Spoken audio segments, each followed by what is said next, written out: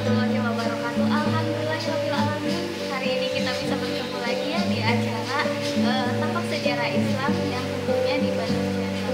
Oke, hari ini kita akan membahas tentang bagaimana respon masyarakat ketika turun wahyu yang saat itu mungkin siapa sih orang pertama yang Rasulullah SAW yang Muhammad SAW ketika itu gitu kan, dan ketika itu pula bagaimana respon beliau ketika menerima wahyu tersebut. Dan sekarang kita akan membahas itu semua bersama Ustadz Eko tentunya.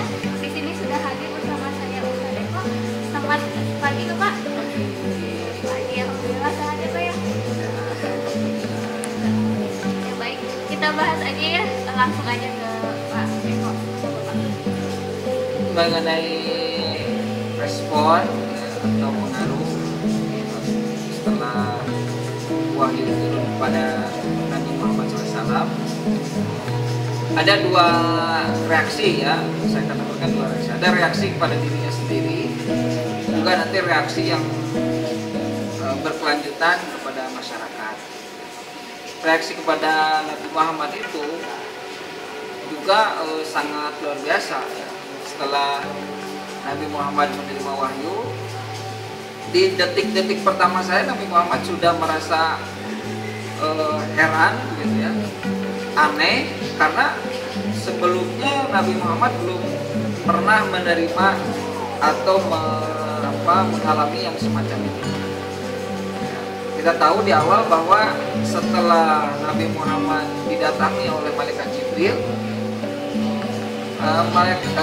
Nabi Muhammad itu merasakan dirinya sangat berat, ya, sangat yang takjub melihat kedatangan satu sosok yang tidak pernah dilihat sebelumnya.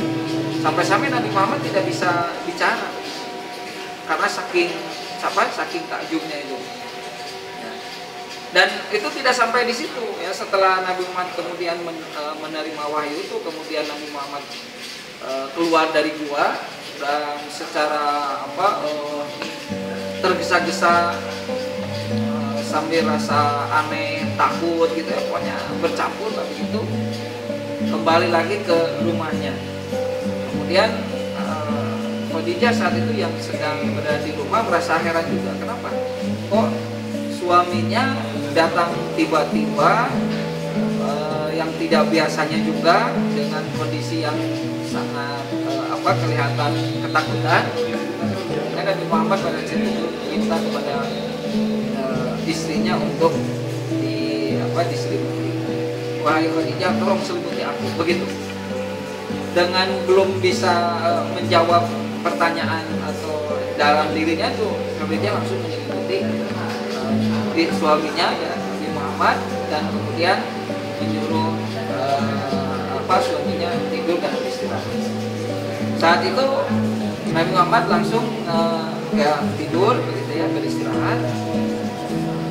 Siti Khadijah saat itu masih bertanya-tanya, ini ada apa gerangan ya, tapi tidak berani menanyakan sampai sedetil begitu, sampai mendalam.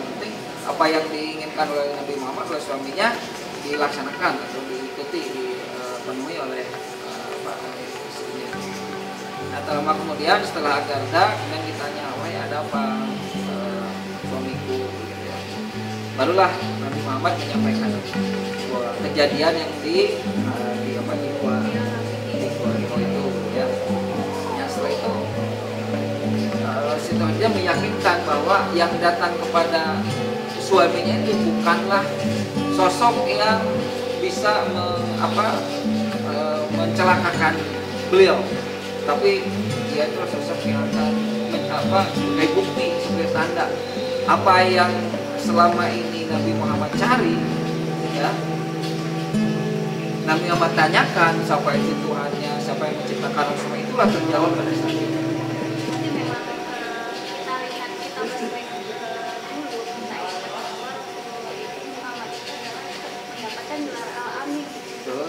Sehingga dia melihat kondisi di Mekah saat itu yang benar-benar menurut itu bobrok gitu ya. Dan dia begitu Hiro dan mendapatkan jawaban akhirnya di sana. Nah,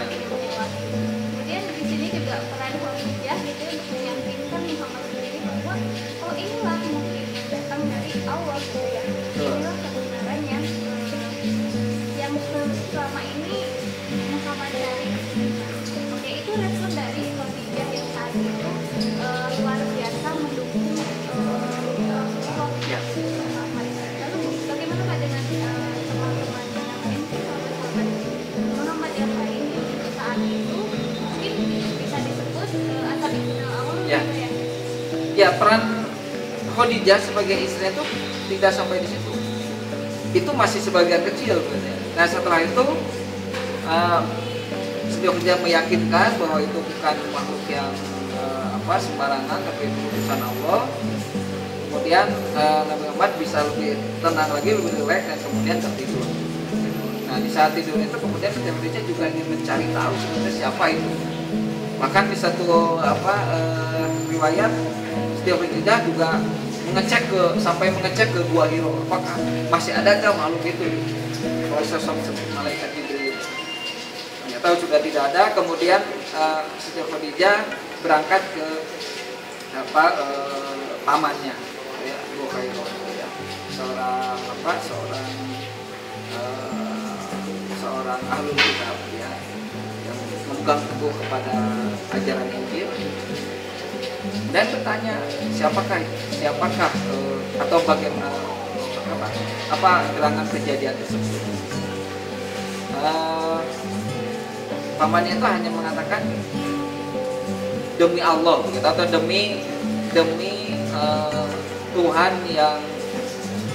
Tuhan yang menggenggam hidup saya gitu. Itu bahasa demi Tuhan, demi yang menggenggam hidup saya, bahwa dia telah menerima wahyu atau namus, ya, namus itu wahyu seperti yang diterima oleh Nabi Musa, dan kelak nanti akan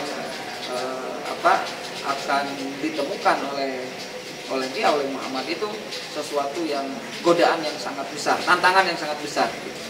Maka suruhlah dia bersabar, suruhlah dia bertabah gitu. Jadi hanya itu yang dikatakan oleh pamannya itu. Kemudian kembali kepada Khadijah, kembali kepada Nabi Muhammad, dan saat itu Nabi Muhammad masih tertidur, tapi tiba-tiba Nabi Muhammad kemudian merasa menggigil kembali. Dalam tidurnya itu menggigil kembali sampai terbangun, dan kemudian di sana Nabi Muhammad menyampaikan lagi bahwa datang lagi sosok yang tadi menerima wahyu yang kedua saat itu, yaitu surat Al-Mudaththir, ya. Ya ayyuhal mudaththir kum fa'anzir, ya. Hai orang yang berselimut, bangun, gitu. Dan sampaikanlah seruan Tuhan. Jadi di saat itu kemudian Nabi Muhammad terbangun. Kebetulan Siti Khadijah sudah datang. Saat itu Siti Khadijah menyuruh kembali beristirahat, tapi kata Nabi Muhammad, tidak ada waktu lagi saya untuk tidur lagi, karena sudah ada panggilan seruan.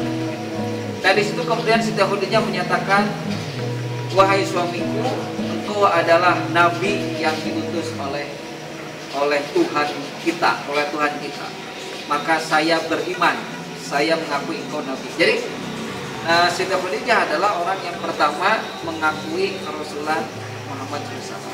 Gitu. Jadi di situ peran pertama, ya, Khadijah itu. Nah, disitulah Nabi Muhammad semakin yakin, semakin percaya diri bahwa dia adalah seorang utusan dari Allah, utusan Tuhan, yang harus menyebarkan kepada yang lain. Yang pertama kali mendukungnya adalah Khadijah. Itulah luar biasa. Luar biasa sekali ya Pak ya. Nah, kalau kita lihat ini kan emang dulu kalau dia namun kalau ini memerintahkan kepada umat serukanlah, sampaikanlah ke masyarakat saat itu. Sedangkan ketika itu masyarakat mungkin mereka menganut agama yang berbeda dengan Muhammad bahwa dan akan mungkin kalau bisa saya bayangkan ini, jadi akan ada banyak pertentangan mungkin di masyarakat saat itu, ketika waktu itu Muhammad bergelar Al-Amin, namun gelarnya ini akan dipertaruhkan dengan adanya perintah yang menyeru pada manusia saat itu. Itu sangat betul, karena begitu Siti Khadijah kemudian sudah menyatakan dirinya mengakui Rasulullah Nabi Muhammad, saat itu Nabi Muhammad diberikan perintah menyebarkan budaya ini. Siapa yang pertama kali setelah Khadijah itu adalah setelah lama kemudian Khadijah dengan suaminya itu dengan Nabi Muhammad itu melaksanakan ajaran-ajaran Tuhannya gitu ya, ajaran-ajaran Allah saat itu. Seperti ada sudah melakukan sembahyang, tapi sembahyang sejaman dulu lah gitu ya. Ya ada ruku dan sujud saja, ruku sujud itu begitu ya. Nah, saat itu ada di keluarga Nabi Muhammad itu ada Ali ya. Ali itu anak anak pamannya ya, Abu Thalib. Kenapa diurus oleh Nabi Muhammad? Karena memang ya sejarahnya Abu Thalib itu sempat keluarganya dalam kondisi krisis. Kemudian diasuhlah Ali oleh Nabi Muhammad. Ada lagi budak Nabi Muhammad dulu sampai juga punya budak namanya Zaid bin Harithah. Nah saat itu yang kemudian masuk Islam atau mengakui kenabian Muhammad itu adalah Ali. Karena saat itu Ali melihat Nabi Muhammad dan Khadijah sedang sujud, gitu, sedang sholat dengan sembahyang, dilihat oleh Ali. Ditanya, wahai saudaraku, kata Ali, wahai pamanku, kenapa kok sembahyang seperti itu? Sujud kepada siapa? Ruku kepada siapa? Oh kami ini sujud dan ruku kepada sang pencipta alam. Kami sujud dan ruku kepada pencipta kita semua, pencipta saya, mencapai sebagai pencipta Allah. Oh kalau begitu siapa pencipta langit dan bumi ini? Kemudian bertanya terus, dan akhirnya ada ketertarikan dari Ali untuk mengikuti apa yang dilakukan oleh Nabi Muhammad itu. Tapi saat itu belum langsung masuk. Nah, Ali minta izin kepada Muhammad untuk kembali ke ayahnya Abu Thalib dan meminta izin untuk mengikuti ajaran Nabi Muhammad. Ya pulanglah dia ke ayah bapaknya. Besok harinya datang lagi. Dan ditanya, bagaimana wahai Ali? Saya belum bilang ke bapak saya. Kenapa belum? Saya nggak perlu bilang ke bapak saya kalau saya mau ikut ajaran. Toh saya diciptakan oleh Tuhan saya, ya, dan saya tidak akan meminta izin kepada ayah saya untuk masuk ke ajaran Muhammad. Jadi Ali kemudian masuk, dan setelah itu adalah Zaid bin Harithah. Jadi yang pertama masuk Islam itu ada 4. Nabi Muhammad sendiri, kemudian Khadijah, Ali bin Abi Thalib, dan Zaid bin Harithah. Ya, yang pertama kali masuk. Jadi keluarga. Kita akan